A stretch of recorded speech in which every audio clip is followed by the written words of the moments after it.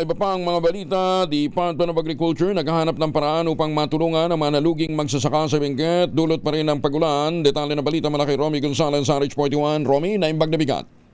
Naghahanap ang Department of Agriculture ng paraan para matulungan ang mga magsasaka sa Benguet na maibsan ang kanilang pagkalugi na dulot ng tuloy-tuloy na ulan na sumira sa mga pananim, pagkagambala ng kalakalan at paghina ng demand sa sariwang produkto.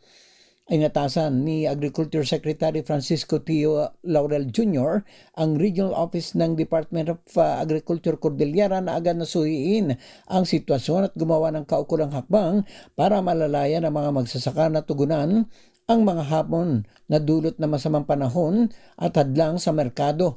Ipinalabas ang direktiba matapos tapon ang mga Chinese cabbage at carrots sa kahabaan ng Lavila-Kamen Road sa Tublay, Benguet na nagpapatindi ng kagipitan sa mga highland vegetable growers na humaharap sa panganib ng produksyon at mainang kondisyon na merkado.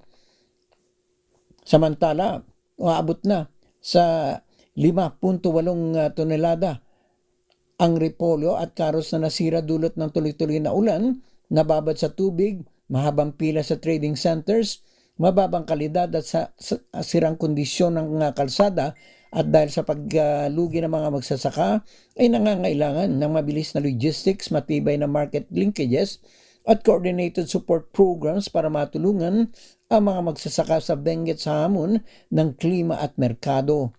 Ito sa RH41, Romy Gonzalez para sa DZRH. Una sa Pilipinas, una sa Pilipinas. Maraming salamat, Romy. Diyos na Igina.